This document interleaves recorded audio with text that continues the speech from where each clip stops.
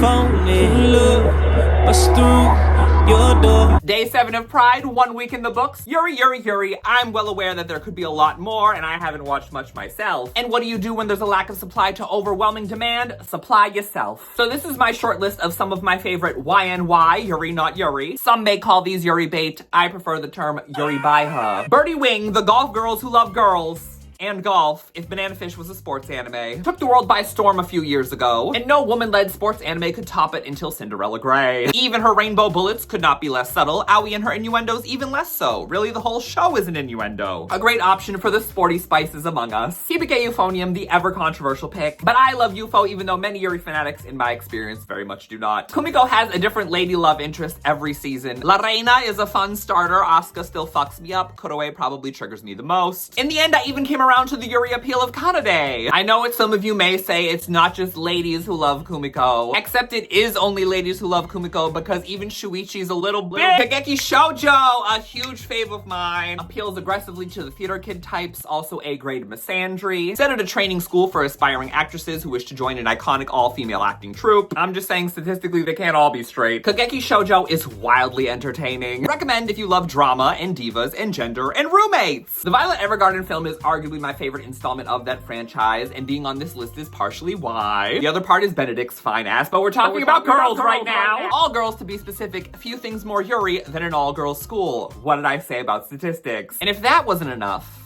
and if taking baths wasn't enough, how about an all-white affair giving pseudo wedding? Agents of the Four Seasons is airing this season. Given it's a novel by the Violet Evergarden author, and adapted into a manga in Lala, I'm not surprised I enjoy it. And it's full of two genres of, actually it's full of three.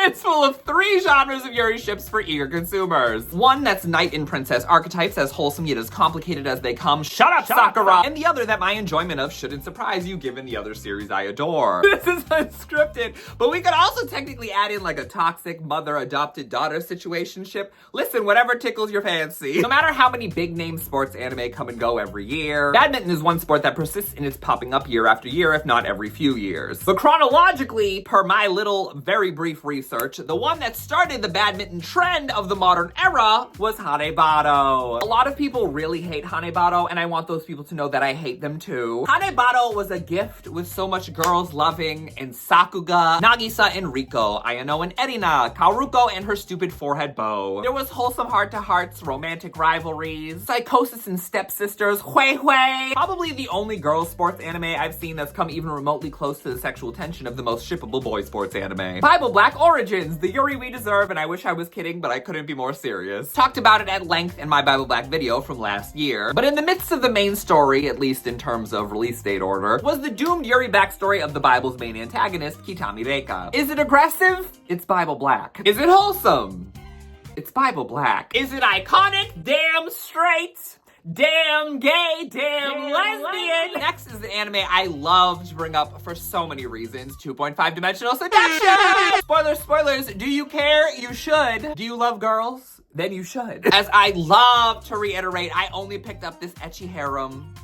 I put harem in massive quotes. I put ecchi in massive fucking quotes. Out of spite, and I could not be more pleasantly surprised. An all-time fave. Especially considering how many queer characters of different identities exist within the story. Most notably, manga spoilers, but if you have seen the series, you have eyes. My favorite Mayuri-sensei being in a relationship with the Elfone-san. Build Divide Code Black is not something that I readily recommend in a vacuum. However, it's a necessary prequel to experience before its girls play card games and each other's sequel, Build Divide Code White. Enemies to allies to lovers with about as much sapphic subtlety as citrus. A compelling argument for a subgenre of Yuri called CGDCG.